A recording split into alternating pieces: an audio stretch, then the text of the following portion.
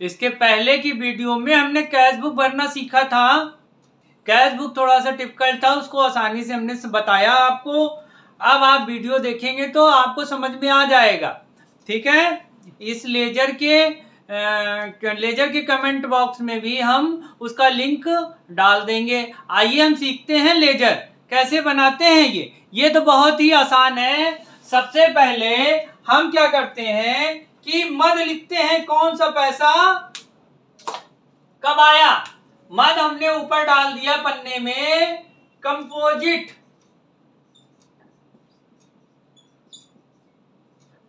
Grant सत्र लिख देंगे, जो भी सत्र होगा 20, 21, 22, 23 कुछ भी लिख दिया हमने। कंपोजिट ग्रांट विवरण, ठीक है, कंपोजिट ग्रांट विवरण हमने लिखा। अब देखिए हमें पैसा प्राप्त हुआ 4 तारीख को। 4 तारीख को पैसा प्राप्त हुआ है। जिला बेसिक शिक्षा से 25,000 रुपए, जिला बेसिक शिक्षा से कंपोजिट ग्रांट, ठीक है। 25,000 रुपए ये हो गया हमारा। हमने 25,000 रुपए जिला बेसिक शिक्षा से ये प्राप्त हुआ हमारा, ठीक है। इसको हमने लिख दिया। अब मान लीजिए इसमें से हमको पूरे साल खर्च दिखाना होता है। इस धनराशि से हमको पूरे साल खर्च दिखाना होता है। तो हमने क्या किया, अब इसमें ये जो आया लिख दिए। अब ये मान लीजिए 4 तारीख को आया, इससे कोई मतलब नहीं है। हमको जो खर्च करना होता है, जब हमारा सत्र चालू हो गया 1 अप्रैल से, तो 1 अप्रैल से हम 30 जून तक इसमें 1 अप्रैल से 31 मार्च तक हम इसमें खर्च दिखा सकते हैं। तो मान लीजिए कि हमने 5 जुलाई 2021 को 5 जुलाई 2021 को भाई जो पैसा आया उसको तो हमें दिखाना पड़ेगा कब आया है। तो हमें 25,000 को आया, जो हम खर्च कर चुके हैं वो इसी से तो निकालेंगे, ठीक है। तो हमने मान लीजिए 25/7/2021 को खर्च का जो क्रम है वो इसी तरीके से होता रहेगा, बिल का जो क्रम है इसी तरीके से होता रहेगा। अब ये नहीं कि अभी हमने जुलाई दिखाया उसके बाद हम जून दिखा देंगे, अप्रैल दिखा देंगे, ऐसा नहीं है। हम आगे बढ़ेंगे। जो खर्च है हमने डायरी में या कहीं नोट किया होगा, तो हमने लिखा कि 5 तारीख को हमने खर्च किया, कि 5 तारीख को खर्च किया। लिखिए इसमें क्या खर्चा किया भाई। 5 तारीख को हमने खर्च किया सुभाष स्टोर से झाड़ू, साबुन आदि, ठीक है। बाकी वो बिल में रहेगा, बिल नंबर उसमें 1 डाल दीजिए, रहेगा हमने कितना खर्चा किया 5,000 रुपए। 5,000 खर्चा कर दिया। अब यहां कुछ बचा तो नहीं, बैलेंस में हमारा ये 20,000 रुपए बच गया, ठीक है। बैलेंस में हमारा 20,000 रुपए बच गया।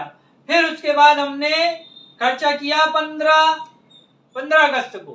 15 अगस्त को हमने खर्चा किया, दुकान का नाम लिख दिया, फर्म का नाम बिस्किट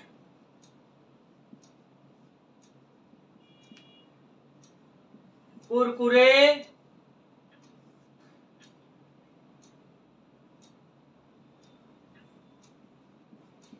बिस्किट कुरकुरे आदि, जो भी बच्चों को आपने बांटा।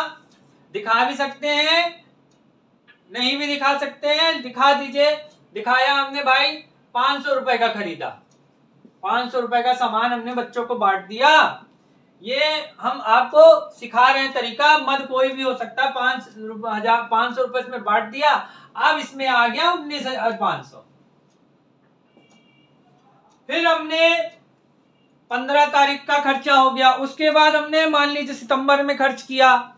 सितंबर में क्या खर्च किया, 20 सितंबर को।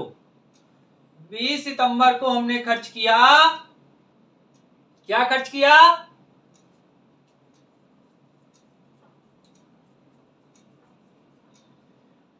20 सितंबर को हमने खर्च किया, रजिस्टर आदि खरीदा, जो भी बिल में नाम होगा लिख दीजिए, सुभाष, रमेश, दिनेश, जिसकी दुकान से खरीदा आपने 7,000 रुपए का खरीद लिया, 7,000 रुपए का, तो अब आपका यहां पर आ जाएगा 12,500। इसी तरीके से आप खर्च करते जाएंगे और घटा के इधर लिखते जाएंगे, तो ये हमारा ब्यौरा आता जाएगा और ये हमारा ये भी बताया जाएगा कि कितना पैसा हमारे पास बचता जा रहा है, और इसी तरीके से बिल ऐड करते रहेंगे, होता जाएगा। इसी तरीके कंपोजिट ग्रांट हो गया, कंपोजिट ग्रांट हो गया, फिर दूसरे पन्ने पे बढ़ेंगे तो वो पुस्तकालय के लिख देंगे कि इतने तारीख को पैसा आया और इतने तारीख को खर्च हुआ। पुस्तकालय का एक ही साथ खर्च किया जा सकता है, एक ही बार में खर्च हो गया।